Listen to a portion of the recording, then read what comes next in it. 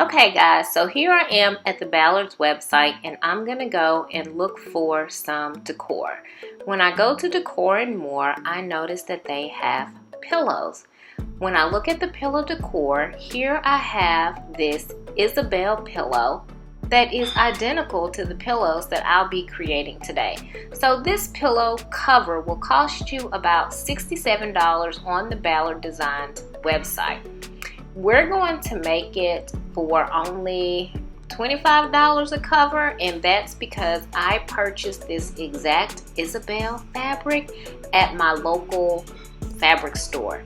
Now, their trim or their piping is the same as the pattern on the pillow, but I decided to do a navy piping because I use so many blue pillows and blue curtains in my home. Let's get into it. The materials you will need are scissors, pins, tape measure, piping, stitch witchery, and fabric and your pillow inserts. We'll begin by looking at the size of your pillow insert. So this pillow insert is 18 by 18 inches. We're going to actually measure to make sure that's about the size of the insert. But then when we get ready to cut our fabric, we're going to actually add 4 inches to ensure that we have enough of a seam allowance, but we're not doing a sewing seam, but enough of an allowance for that 1/2 inch stitch witchery. So here I'm just going to lay out my fabric and ensure that the print is going in the correct direction that I want it to go for my pillow cases, my pillow covers. So here you notice I'm at the 24-inch line. The back side I'm adding an additional 6 inches, but on the front side I'm adding an additional 4 inches. So I'll cut one side at 22 inches and the other side at 24. Okay, so here I have my hem tape. I actually got this hem tape at Fred's Dollar Store a while ago, but I will also call it Stitch Witchery because that's the brand name that you can often find at different stores. So I'll use hem tape and Stitch Witchery interchangeably, but they're both the same thing. It's a fusible tape that when heat is applied, it allows the fabric to bond to that fusing, which allows you to have a hem or a finished look. It's by Dritz. Dritz is the same company that does make the Stitch Witchery. So hey, hem tape, Stitch Witchery, whatever. Okay, so I slowed it down a bit because I want to talk to you about why we cut our pieces at different lengths. The front side of the pillow is going to be flat and it's only going to have those 22 inches with the 1 inch seam allowance on each side. However, the back side of the pillow is going to actually be cut into 2 separate pieces in order to create an overlay so that I can insert the pillow, take the pillow out without having to use a zipper. This is going to help with having this no-sew pillow cover. Okay, so now I'm just going to make sure I measure out approximately 1 inch. And this is where, after I've measured that inch, I'm going to fold over that piece of fabric. And when I fold it over, that's creating the hem. And I will place that hem tape between those 2 parts of the hem in order to create a closure or a very clean seam on this part of the pillow cover. So here again, I'm folding it over. Remember, I measured about 1 inch, so I have about 1/2 inch on this side, and I'm going to simply place the hem tape in the fold, and then I'm going to apply pressure and heat from the iron.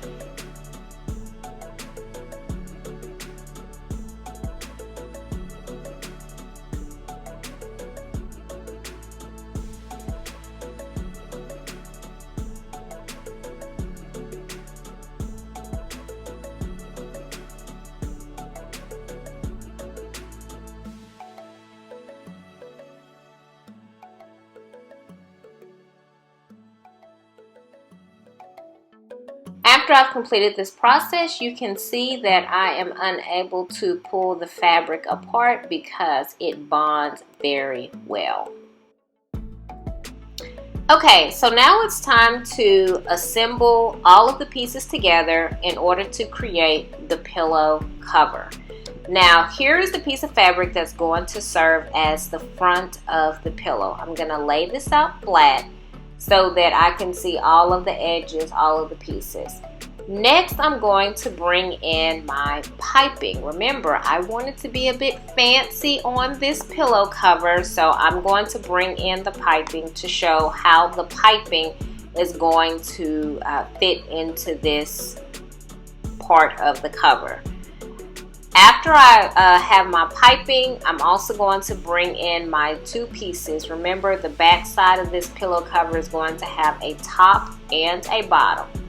So this piping actually has a cording in it, and we're going to have the cording side facing inward with the raw edges of the piping to the outside. Now, if you want to know how you can make your own piping, you can actually click the link above, and that will show you how to create your own custom piping. Okay.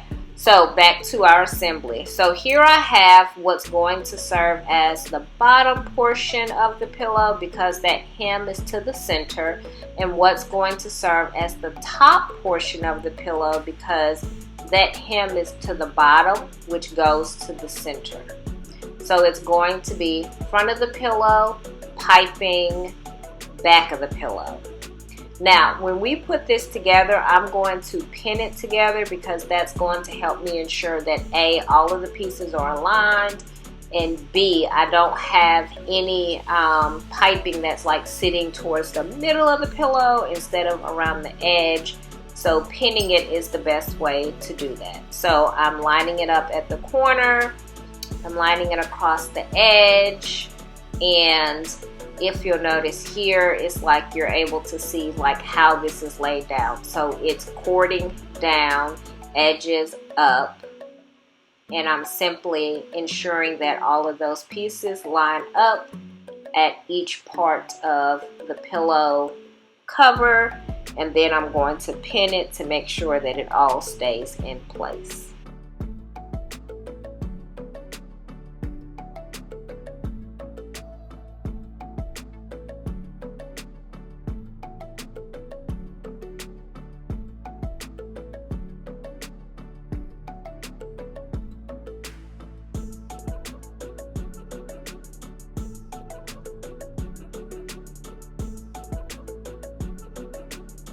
So let me show you a corner trick.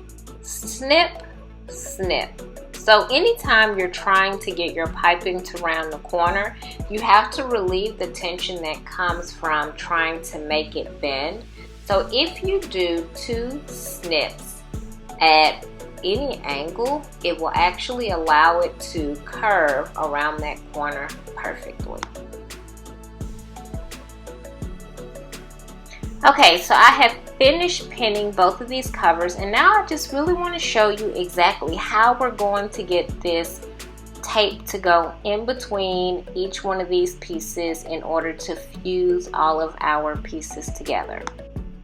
Okay, so let's just take a very close look at this. I have my fabric, my piping, between the fabric and piping, and then between the fabric and piping. So I'll have to ensure that I have that fusible tape on each side.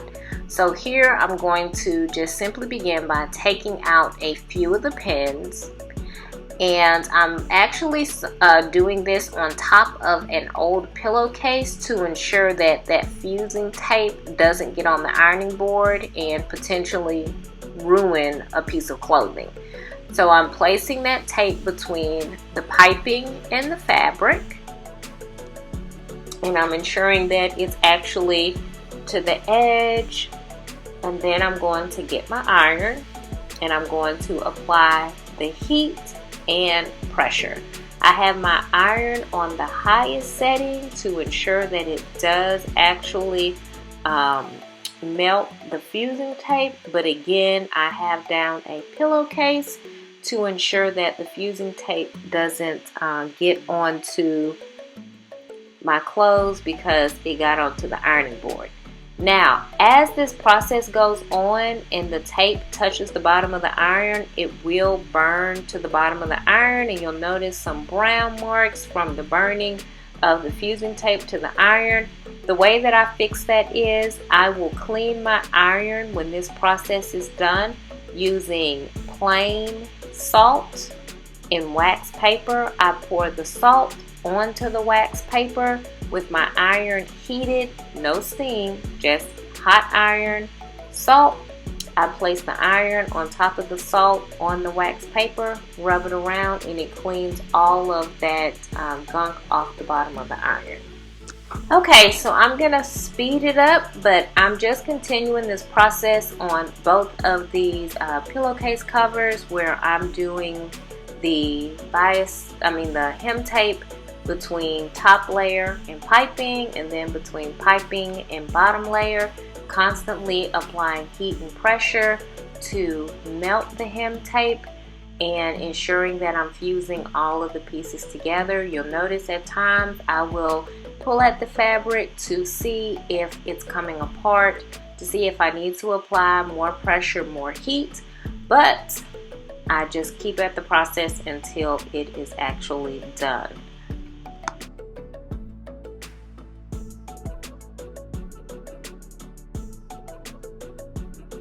I have finished putting it together. As you can see, all of my sides have been pressed.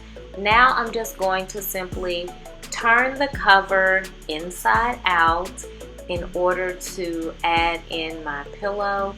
If you want to press this once you've turned it inside out, I feel like that is a very good idea. It will ensure that all of your sides have been fully fused together, and that would also make that a whole lot easier on you moving forward. One of the things that you also want to be sure to do is to pull out those corners. Remember, once you do that clipping on the corners, it allows your fabric to fully form that corner. It'll be a nice little perfect corner, so you can kind of stick your finger in the corners to make sure that they come all the way out.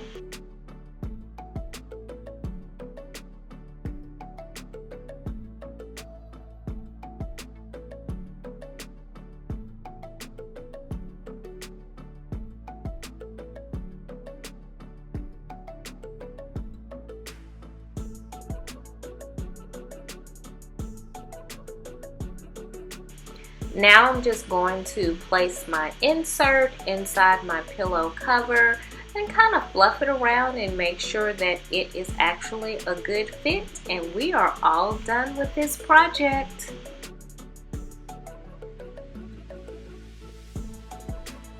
And here's the finished product. I think the colors in the rug and the colors in my pillow covers go very well together. I even did some extra covers to go on my bench.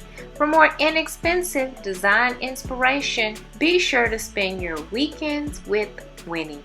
Bye!